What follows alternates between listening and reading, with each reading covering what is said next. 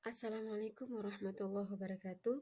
Salam guru hebat. Perkenalkan nama saya Husna Cokro SPDI, calon guru penggerak angkatan 9 SMA Matlaul Anur Masohi, Kabupaten Maluku Tengah. Pada kesempatan ini saya akan menjelaskan tentang koneksi antar materi, kesimpulan dan refleksi pada modul 1.1. Pada kelas 6 angkatan 9, fasilitator yang membimbing kami adalah Ibu Elvina Sinda, MSP, dan pengajar praktik Ibu Lenora Sahureka, SPD. Mereka adalah guru hebat yang akan mendampingi kami, membimbing kami dari awal kegiatan sampai akhir kegiatan pelatihan calon guru penggerak. Apa yang Anda percaya tentang murid dan pembelajaran di kelas sebelum Anda mempelajari modul 1.1? Yang saya percaya adalah pembelajaran masih menggunakan metode yang berpusat pada guru atau teacher center. Yang pertama, guru harus menjadi pusat dalam kegiatan belajar mengajar. Yang kedua, siswa ditempatkan sebagai objek pembelajar. Yang ketiga, kegiatan pembelajaran terjadi pada tempat dan waktu tertentu. Yang keempat, tujuan utama pengajaran adalah penguasaan materi pelajaran.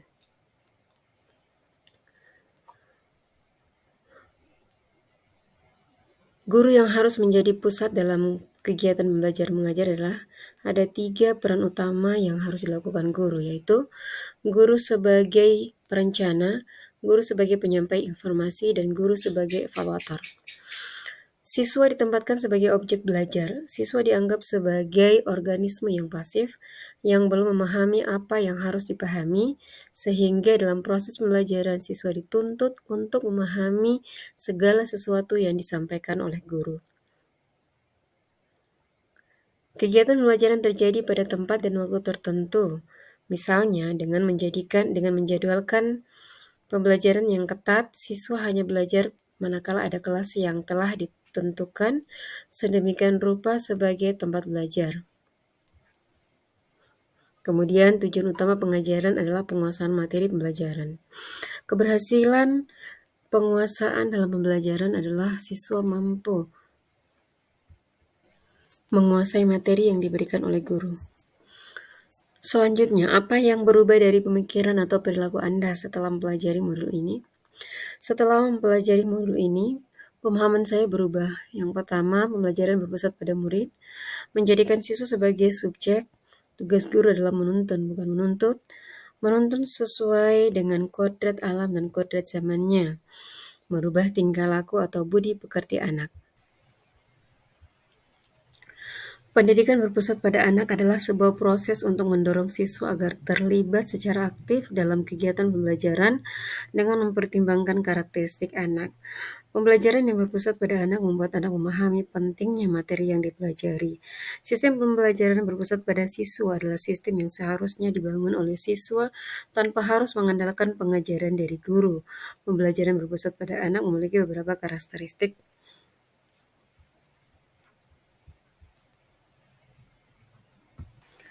Menjadikan siswa sebagai subjek. Pemikiran Ki Hajar Dewantara menyatakan bahwa kita sebagai guru sebaiknya menghamba pada murid. Meski terdengar hiperbola, falsafah ini ada benarnya dalam konteks interaksi antara guru dan murid. Dalam pemikiran Ki Hajar Dewantara, segala upaya yang kita lakukan sebagai guru hanya sebagai pelayan terhadap pendidikan anak didik. Semua yang kita lakukan dengan baik dan cara terbaik adalah demi sebuah generasi yang berbudi pekerti luhur dan merdeka.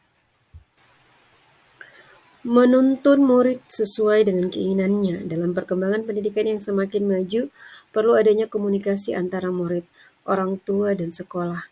Kita wajib menyelaraskan antara keinginan murid, orang tua, dan sekolah. Murid tidak lagi dituntut sesuai dengan keinginan orang tua semata, tapi juga harus sesuai dengan keinginan anak. Tugas guru sebagai penuntun jalan supaya perkembangan anak tetap terarah, tidak keluar koridor, menjadi pribadi yang paripurna, sejalan dengan pemikiran yang diutarakan Ki Hajar Dewantara.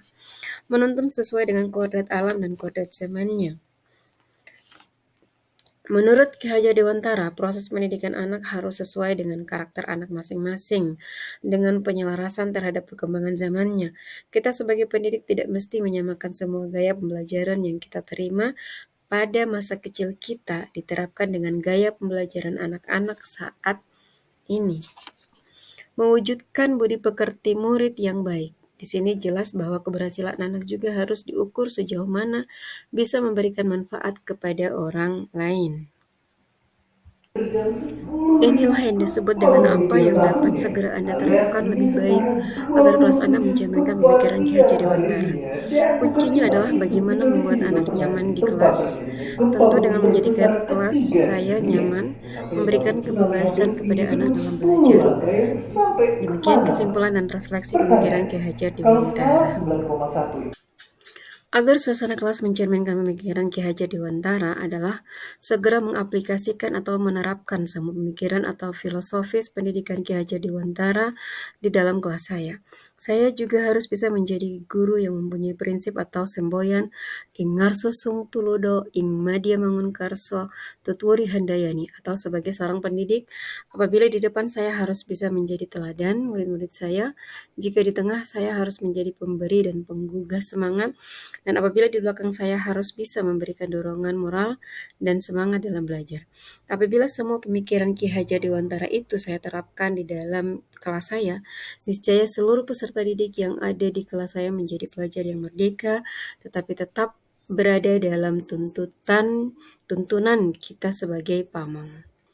Demikian yang bisa saya sampaikan. Terima kasih. Wassalamualaikum warahmatullahi wabarakatuh. Salam dan bahagia.